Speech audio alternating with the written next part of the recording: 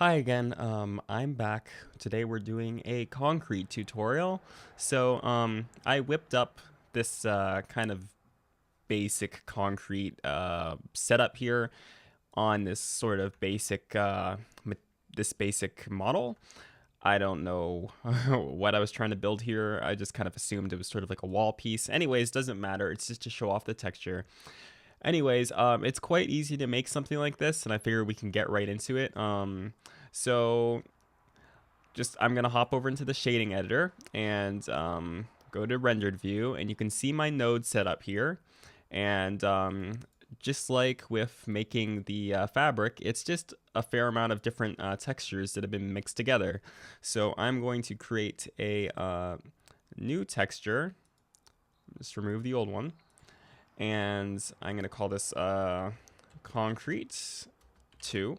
And okay, I'm going to add in an image of concrete, and I'm going to plug that into the base color here, and I'm going to select everything. I'm going to do U cube projection. Cool. I'm going to go to the UV editor and switch to rendered view so I can see what I'm doing. And I'm going to select the bigger faces, because the way I see it with concrete, it's kind of like you have like stuff like water, maybe grease, oil dripping down it. So you kind of get these trails of runoff like in the corners and along the grounds.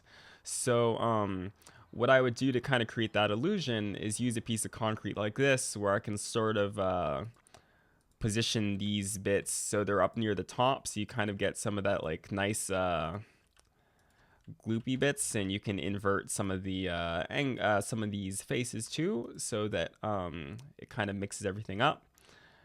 So then you put those in, and with these other bits, I'm just gonna try and match them up too.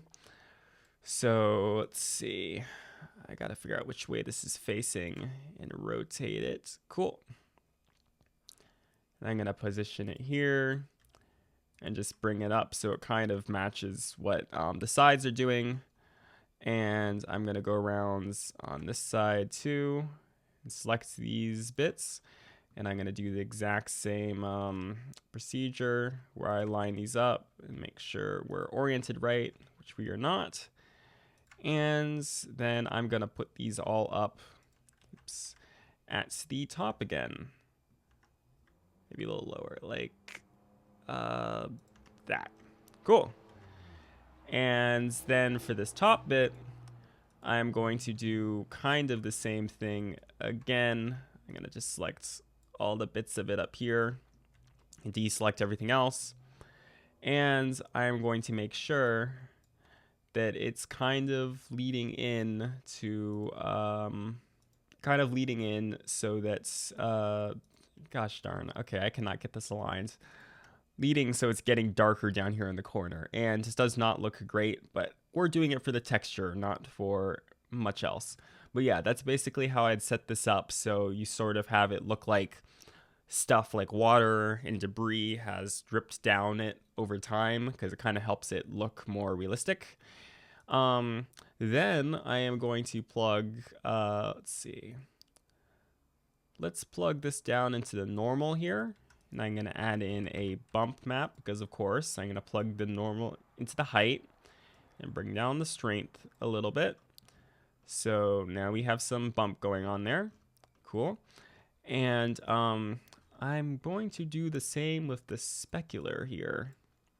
I'm going to add in a color ramp to control it. And remember, so the white bits are going to be the most shiny, and the black bits are going to have 0 specular. So I'm thinking actually that I might make these darker patches be a little bit more reflective than the rest, like because trying to imply that it's more wet or there's water dripping down.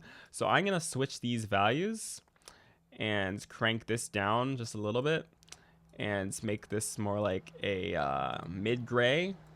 So that way, only like these bits will show off more. I am going to now, let's see, I'm going to do the same thing here.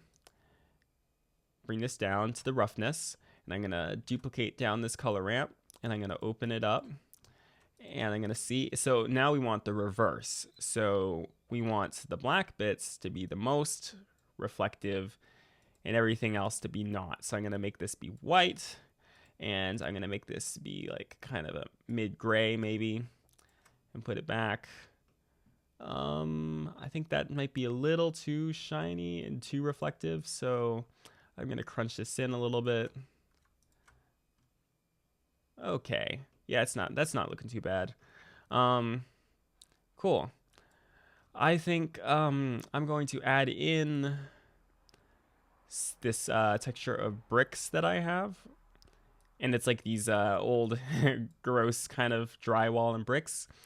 So I'm going to add in a mix RGB shader, and I'm going to plug this in here. So we have both of them.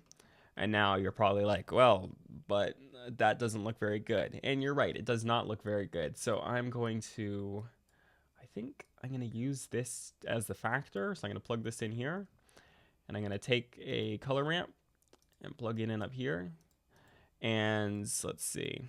So the white brings out the bricks, and the dark brings out the concrete. So we want kind of a good mix, kind of like there's some bricks showing through. So I'm going to bring this, let's see.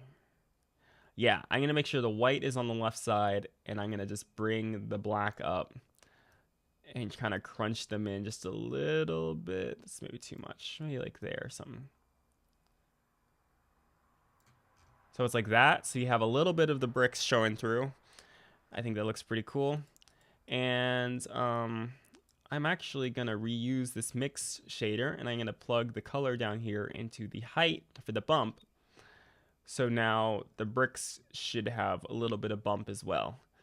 If you really want to get into it, you can then actually plug this mix into the color ramps so that you get the bricks in the mix as well, which might be a good thing. I don't know, just for some extra detail. And I think it's still just a little too reflective up in some of these corners. So I'm going to just, let's see, let's make this even more dark here for the specular. And I'm going to bring the white up just a little bit more. Okay, cool. Yeah, now that doesn't look that bad, actually. Like, obviously, there's lots you can do to improve it, like spending more time with the UVs to really make them match. But I find with concrete, it really helps mixing a bunch of different textures together, because then it feels like more like you've got layers, especially if you're trying to do kind of weathered, aged-looking concrete. Yeah, that is how I would do concrete. Anyways, I hope this was helpful, and I will catch you guys in the next one. See ya.